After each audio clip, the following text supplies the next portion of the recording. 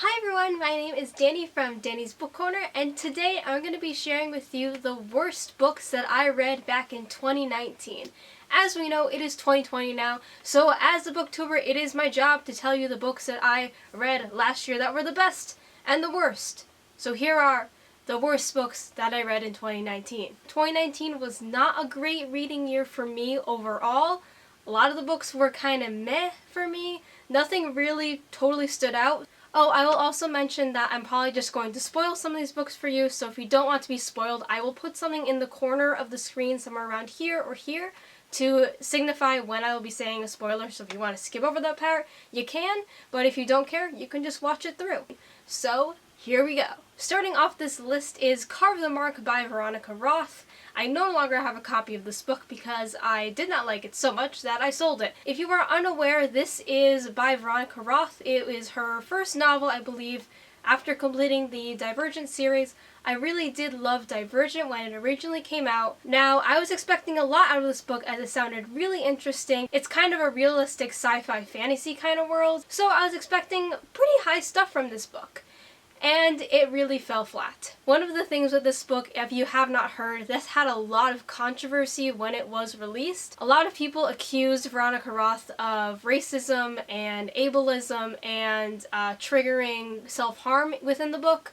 The only one of those I picked up on while I was reading was the self-harm. That is quite apparent in this book, so if that is at all triggering for you, I would not at all recommend this book because it is very blatantly obvious. I didn't really pick up on the racism as I was reading the book initially, but I went back and I looked at it and I do see where people are coming from with those accusations. But other than all the controversy surrounding this book, I didn't really find that much I actually liked about the story in general anyway.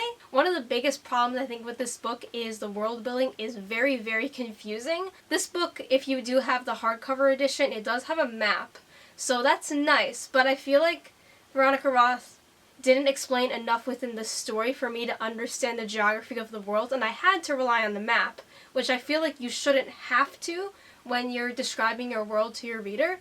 I always find the map is nice to have, but I don't think an author should rely on that. I also really cannot understand the concept of the current gifts, and it seems like a lot of the characters within the world don't understand how they work either. So I don't really think that's a good thing. It seems like Veronica Roth didn't really think that whole concept out thoroughly, or maybe it's going to explain in later books, but I won't be continuing with the series, so I probably won't ever find out. I did like the main characters, Sierra, Ryzek, and Akos, but I did find that Sierra and Azek's relationship was pretty predictable. As soon as I figured out that Ryzek could take away Sierra's pain, I knew they were going to be romantically linked at some point. So the plot's a little bit predictable, especially with romantic plot points. However, I did like that Sierra and Akos' relationship was kind of like a slow burn. Like, they first start out hating each other and then they end up liking each other. So I kind of like those kind of relationships, so I did like that.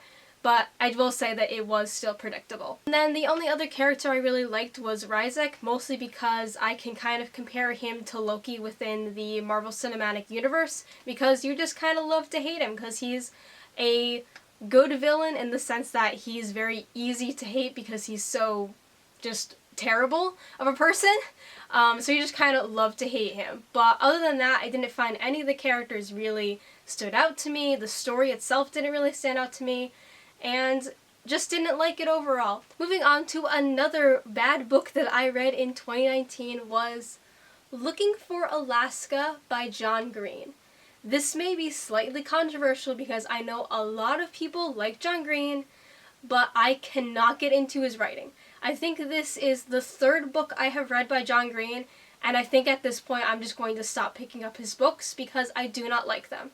A lot of people told me that this is one of his best books, so I had pretty high expectations for this one, and I realized I probably should have lowered those expectations before going into this book because I just didn't like it, and I know I don't like John Green's writing. I will say that when I first finished the book, I thought it was going to leave a lasting impression on me, but then after I thought about it a couple days later, I realized it really wasn't going to. This book just has a lot of the other issues that I find I don't like in John Green's book. So I kind of think that John Green's books in general follow this kind of similar formula where we have a protagonist, be that a girl or a guy. Usually it's a guy who's going after this kind of aloof, mysterious girl, and we're trying to figure out who she is and like what's with her and whatnot. But I don't like that kind of story, and maybe it's because I just don't like the way that John Green portrays that storyline, or I don't know, but I don't like it. There's a lot of comparisons between this and Paper Towns, and that was the first thing that I noticed while I was reading this book. I saw a lot of comparisons to Paper Towns. I will say the one thing I like about this over Paper Towns is that you actually get to meet Alaska and get to know her a lot more than you get to meet Margot, because Margot has a lot of mystery around her, and Alaska has some too, but at least we kind of get to figure a little bit of it out as the story goes on. But other than that, I don't really like Alaska because I find her very irritable over a decision that she made when she was a child. And I do understand that it was very traumatic for her, but I do think she should actually seek some actual legitimate help, like through therapy.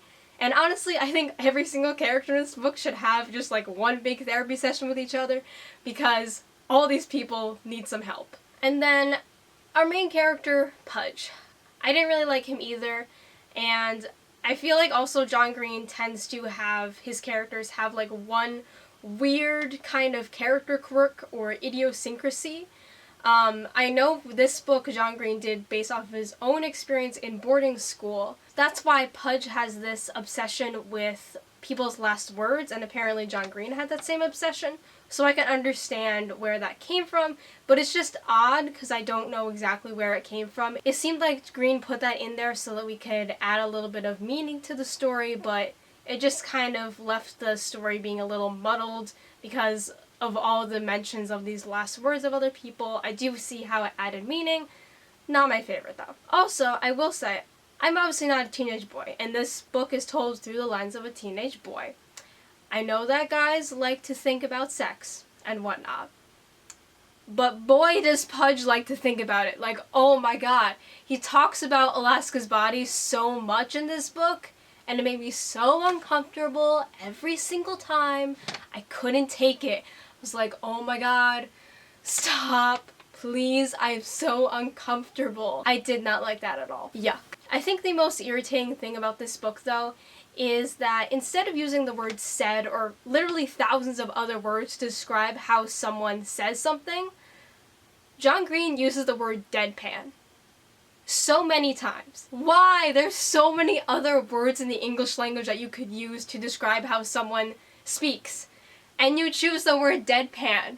Why? Why? Why? Overall, I didn't particularly like this story, didn't particularly care for it, didn't find it memorable, and I didn't really like all the characters. Now, on to my final worst read of 2019, and that is A Rather Lovely Inheritance. Now, I will say that my boyfriend did gift this book to me off of a recommendation from his friend, because his friend read the book, so he thought I would like it. And I will say, I do love my boyfriend, but I do not love this book.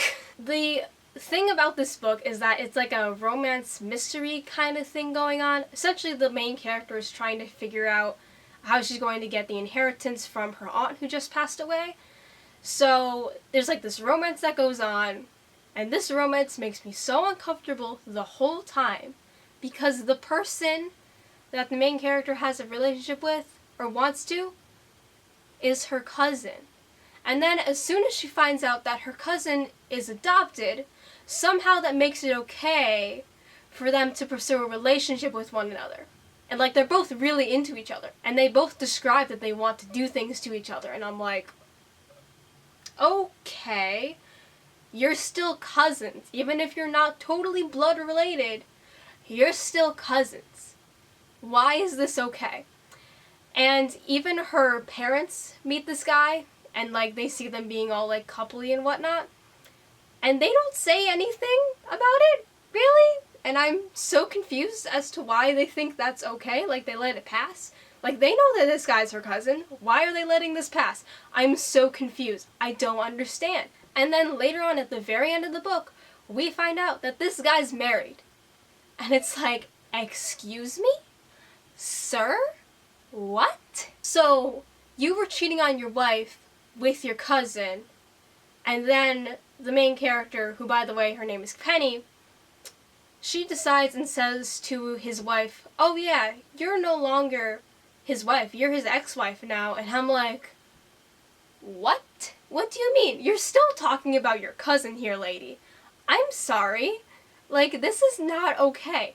I just had a terrible, terrible, terrible vibe of incest all throughout this book, and I was so uncomfortable about it. There's not much else in this book that's redeemable for me, because there's not much else that happens in the plot other than this huge romance. There's only a couple of exciting scenes, and even the climax, which I would think, based off of the setup of this book, would be figuring out the inheritance and how it is going to be distributed among the heirs.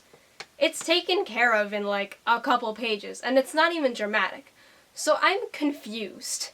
Where is the plot of this book going? Why did this book have to happen?